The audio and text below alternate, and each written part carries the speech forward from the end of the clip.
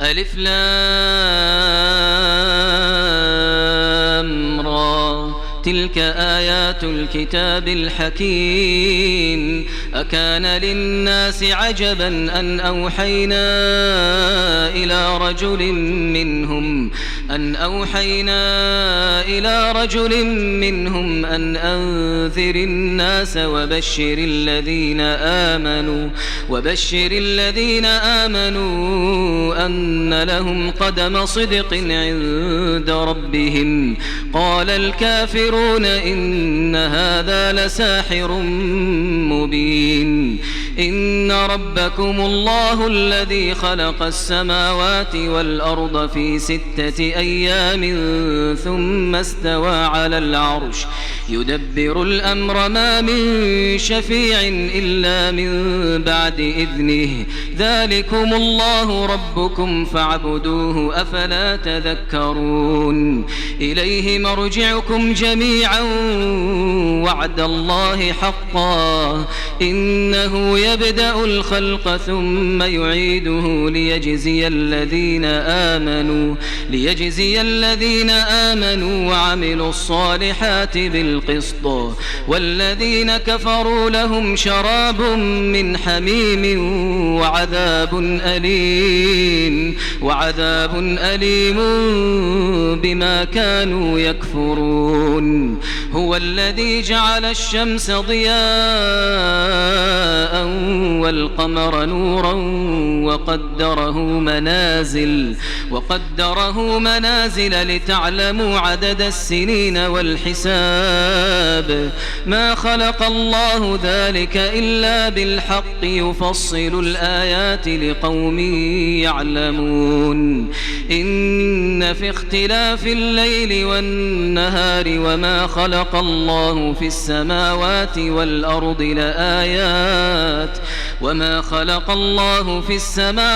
والأرض لآيات لقوم يتقون. إن الذين لا يرجون لقاءنا ورضوا بالحياة الدنيا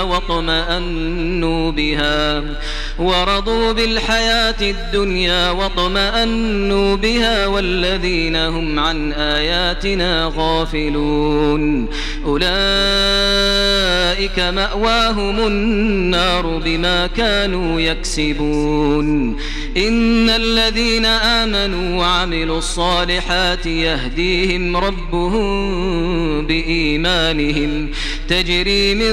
تحتهم الأنهار في جنات النعيم دعواهم فيها سبحانك اللهم وتحيتهم فيها سلام وآخر دعواهم أن الحمد لله رب العالمين. ولو يعجل الله للناس الشر واستعجالهم بالخير لقضي إليهم أجلهم فنذر الذين لا يرجون لقاءنا في طغيانهم يعمهون. وإذا مس الإنسان الضر دعانا لجنبه أو قاعدا أو قائما فلما كشفنا عنه ضره مر كأن لم يدعنا إلى ضر مسه كذلك زين للمسرفين ما كانوا يعملون. ولقد أهلكنا القرون من قبلكم لما ظلموا وجاءتهم رسلهم بالبينات وما كانوا ليؤمنوا كذلك نجزي القوم المجرمين. ثم جعلناكم خلائف في الأرض من بعدهم لننظر كيف تعملون. وإذا تتلى عليهم آياتنا بينات قال الذين لا يرجون لقاء نأت بقرآن غير هذا أو بدله قل ما يكون لي أن أبدله من تلقاء نفسي إن أتبع إلا ما يوحى إلي إني أخاف إن عصيت ربي عذاب يوم عظيم قل لو شاء الله ما تلوته عليكم ولا أدراكم به فقد لبثت فيكم عمرا من قبله أفلا تعقلون فمن أظلم ممن افترى على الله كذبا أو كذب بآياته إنه لا يفلح المجرمون ويعبدون من دون الله ما لا يضرهم ولا ينفعهم ويقولون هؤلاء شفعاؤنا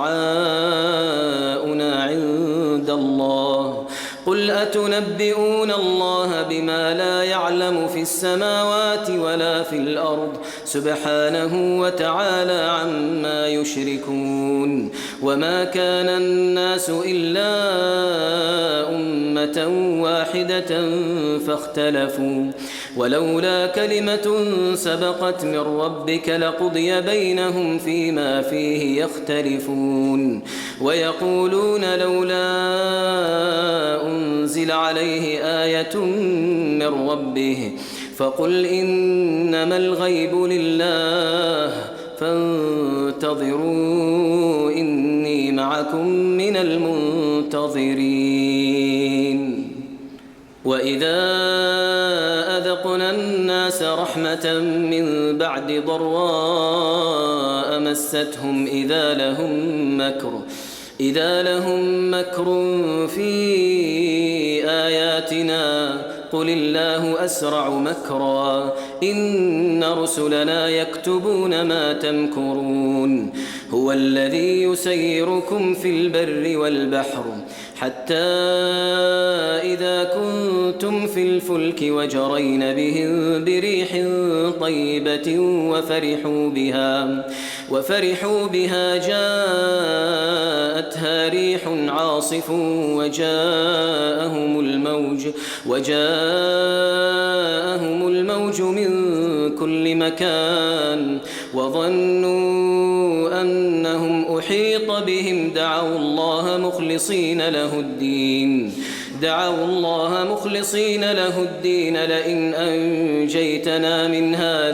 لئن أنجيتنا من هذه لنكونن من الشاكرين فلما أنجاهم إذا هم يبغون في الأرض بغير الحق يا أيها الناس إنما بغيكم على أنفسكم متاع الحياة الدنيا ثم إلينا مرجعكم فننبئكم بما كنتم تعملون إنما مثل الحياة الدنيا كماء إن أنزلناه من السماء فاختلط به نبات الأرض مما يأكل الناس والأنعام حتى إذا أخذت الأرض زخرفها وزينت وظن أهلها أنهم قادرون عليها أتاها أمرنا ليلا أو نهارا فجعلناها حصيدا كأن لم تغن بالأمس كذلك نفصل الآيات لقوم يتفكرون والله يدعو إلى دار السلام ويهدي من يشاء إلى صراط مستقيم للذين أحسنوا الحسنى وزيادة ولا يرهق وجوههم قتر ولا ذلة أولئك أصحاب الجنة هم فيها خالدون والذين كسبوا السيئات جزاء سيئة بمثلها وترهقهم ذلة ما لهم من الله من عاصم كأنما أغشيت وجوههم قطعا من الليل مظلما أولئك أصحاب النار هم فيها خالدون ويوم نحشرهم جميعا ثم نقول للذين أشركوا مكانكم أنتم وشركاؤكم فزيلنا بينهم وقال شركاؤهم ما كنتم إيانا تعبدون فكفى بالله شهيدا بيننا وبينكم إن كنا عن عبادتكم لغافلين هنالك تبلو كل نفس ما أسلفت وردوا إلى الله مولاهم الحق وضل عنهم ما كانوا يفترون قل من يرزقكم من السماء والأرض أم من يملك السمع والأبصار ومن يخرج الحي من الميت ويخرج الميت من الحي ومن يدبر الأمر فسيقولون الله فقل أفلا تتقون فذلكم الله ربكم الحق فماذا بعد الحق إلا الضلال فأنى تصرفون كذلك حقت كلمة ربك على الذين فسقوا أنهم لا يؤمنون قل هل من شركائكم من يبدأ الخلق ثم يعيده قل الله يبدأ الخلق ثم يعيده فأنى تؤفكون قل هل من شركائكم من يهدي إلى الحق قل الله يهدي للحق أفمن يهدي إلى الحق أحق أن يتبع أم من لا يهدي إلا أن يهدى فما لكم كيف تحكمون وما يتبع أكثرهم إلا ظنا إن الظن لا يغني من الحق شيئا إن الله عليم بما يفعلون وما كان هذا القرآن أن يفترى من دون الله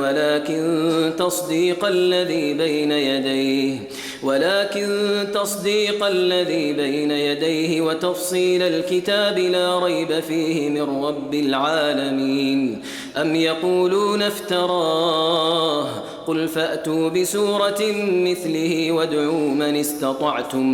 وادعوا من استطعتم من دون الله إن كنتم صادقين بل كذبوا بما لم يحيطوا بعلمه ولما يأتهم تأويله كذلك كذب الذين من قبلهم فانظر كيف كان عاقبة الظالمين ومنهم من يؤمن به ومنهم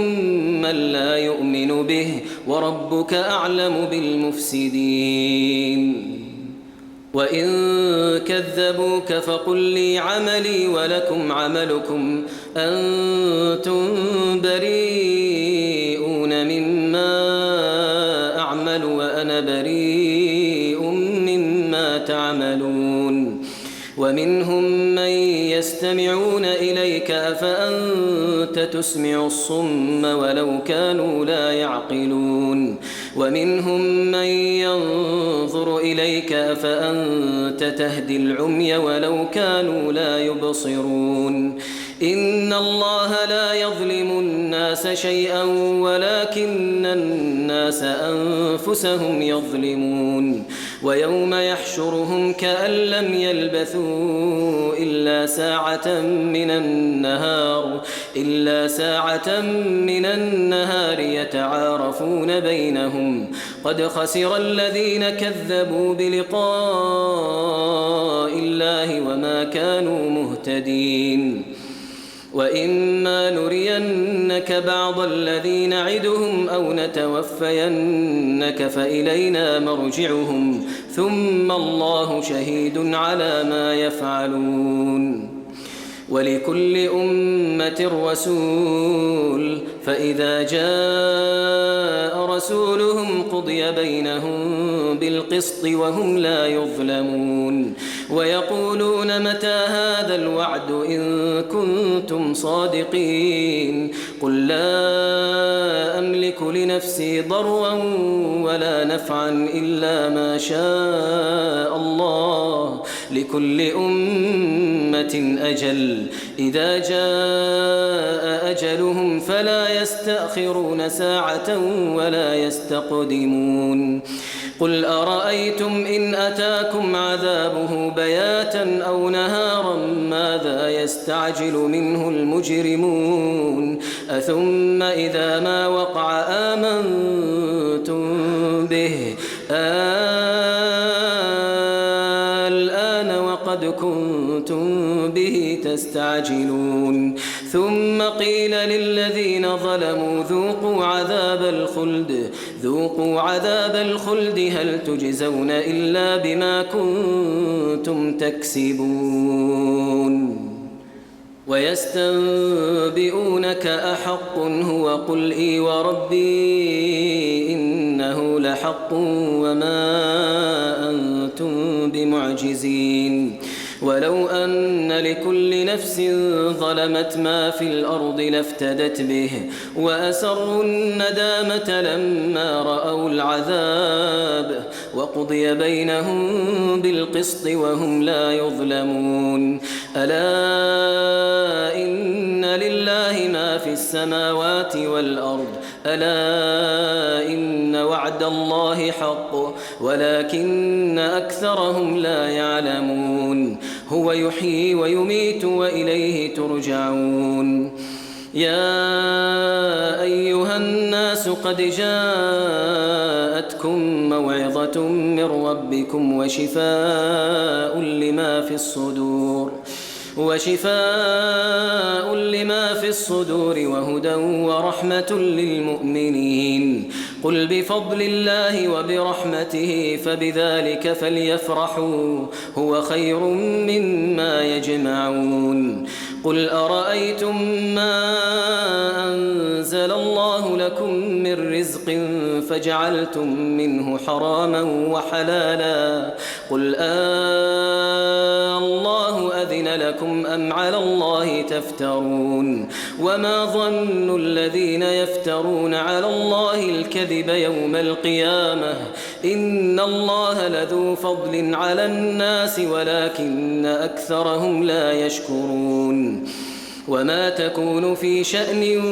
وما تتلو منه من قرآن ولا تعملون من عمل إلا كنا عليكم شهودا إذ تفيضون فيه وما يعزب عن ربك من مثقال ذرة في الأرض ولا في السماء ولا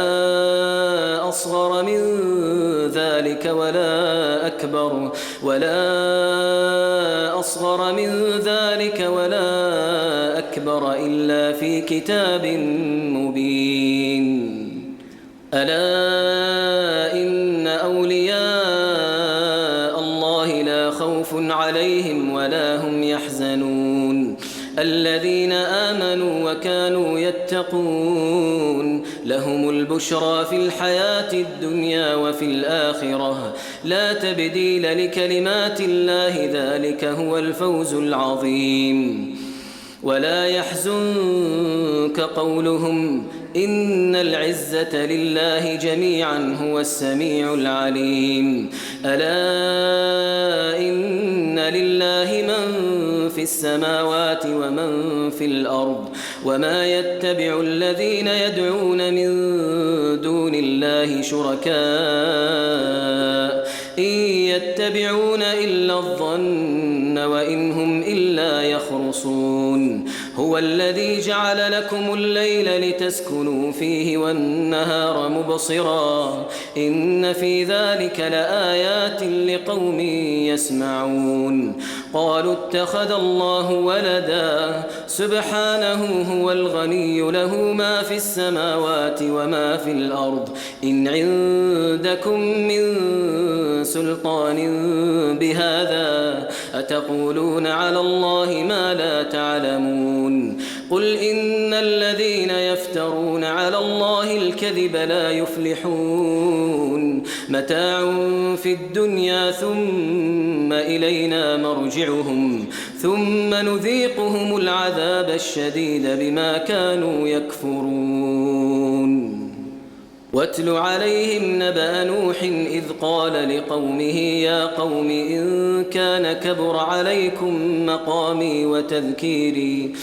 يا قوم إن كان كبر عليكم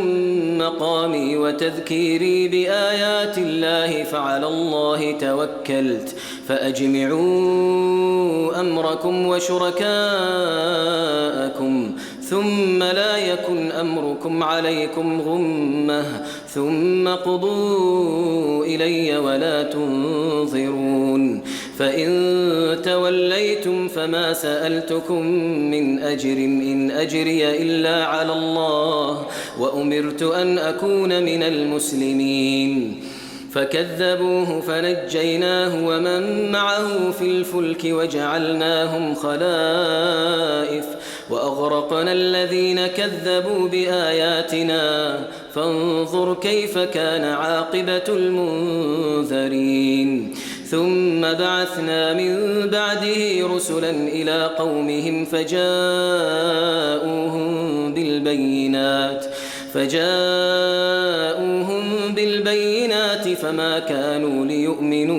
فما كانوا ليؤمنوا بما كذبوا به من قبل كذلك نطبع على قلوب المعتدين ثم بعثنا من بعدهم موسى وهارون إلى فرعون وملئه بآياتنا فاستكبروا وكانوا قوما مجرمين فلما جاءهم الحق من عندنا قالوا إن هذا لسحر مبين قال موسى أتقولون للحق لما جاءكم أسحر هذا ولا يفلح الساحرون قالوا أجئتنا لتلفتنا عما وجدنا عليه آباءنا وتكون لكما الكبرياء في الأرض وما نحن لكما بمؤمنين وقال فرعون ائتوني بكل ساحر عليم فلما جاء السحرة قال لهم موسى ألقوا ما أنتم ملقون فلما ألقوا قال موسى ما جئتم به السحر إن الله سيبطله إن الله لا يصلح عمل المفسدين ويحق الله الحق بكلماته ولو كره المجرمون فما آمن لموسى إلا ذرية من قومه على خوف من فرعون وملئهم أن يفتنهم وإن فرعون لعال في الأرض وإنه لمن المسرفين وقال موسى يا قوم إن كنتم آمنتم بالله فعليه توكلوا إن كنتم مسلمين فقالوا على الله توكلنا ربنا لا تجعلنا فتنة للقوم الظالمين ونجنا برحمتك من القوم الكافرين وأوحينا إلى موسى وأخيه أن تبوأ لقومكما بمصر بيوتا واجعلوا بيوتكم قبلة وأقيموا الصلاة وبشر المؤمنين وقال موسى ربنا إنك آتيت فرعون وملأه زينة وأموالا في الحياة الدنيا ربنا ليضلوا عن سبيلك ربنا اطمس على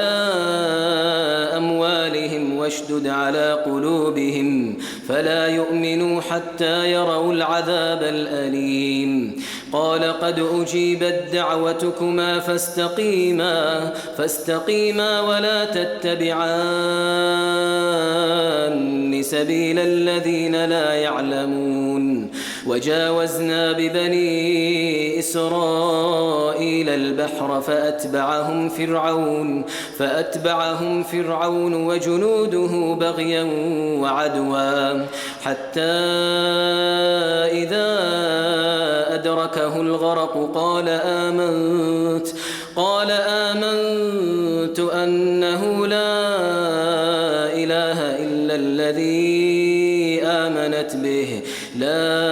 إله إلا الذي آمنت به بنو إسرائيل وأنا من المسلمين الآن وقد عصيت قبل وكنت من المفسدين فاليوم ننجيك ببدنك لتكون لمن خلفك آية وإن كثيرا من الناس عن آياتنا لغافلون ولقد بوأنا بني إسرائيل مبوأ صدق ورزقناهم من الطيبات فما اختلفوا حتى جاءهم العلم إن ربك يقضي بينهم يوم القيامة فيما كانوا فيه يختلفون فإن كنت في شك مما أنزلنا إليك فاسأل الذين يقرؤون الكتاب من قبلك لقد جاءك الحق من ربك فلا تكونن من الممترين ولا تكونن من الذين كذبوا بآيات الله فتكون من الخاسرين إن الذين حقت عليهم كلمة ربك لا يؤمنون ولو جاءتهم كل آية حتى يروا العذاب الأليم فلولا كانت قرية آمنت فنفعها إيمانها إلا قوم يونس لما آمنوا كشفنا عنهم عذاب الخزي في الحياة الدنيا ومتعناهم إلى حين ولو شاء ربك لآمن من في الأرض كلهم جميعا أفأنت تكره الناس حتى يكونوا مؤمنين وما كان لنفس أن تؤمن إلا بإذن الله ويجعل الرجس على الذين لا يعقلون قل انظروا ماذا في السماوات والأرض وما تغني الآيات والنذر عن قوم لا يؤمنون فهل ينتظرون إلا مثل أيام الذين خلوا من قبلهم قل فانتظروا إني معكم من المنتظرين ثم ننجي رسلنا والذين آمنوا كذلك حقا علينا ننجي المؤمنين قل يا أيها الناس إن كنتم في شك من ديني فلا أعبد الذين تعبدون من دون الله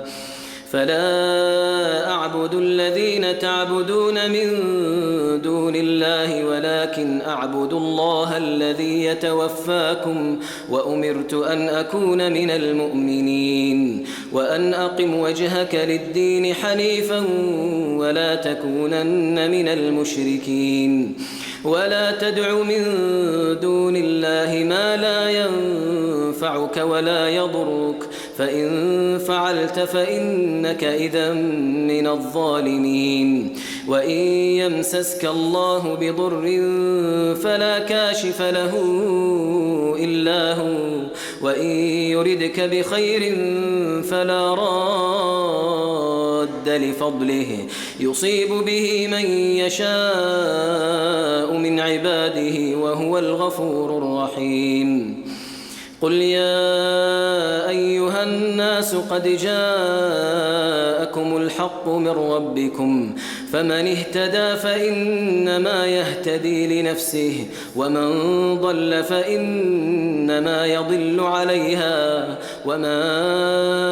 أنا عليكم بوكيل واتبع ما يوحى إليك واصبر حتى يحكم الله وهو خير الحاكمين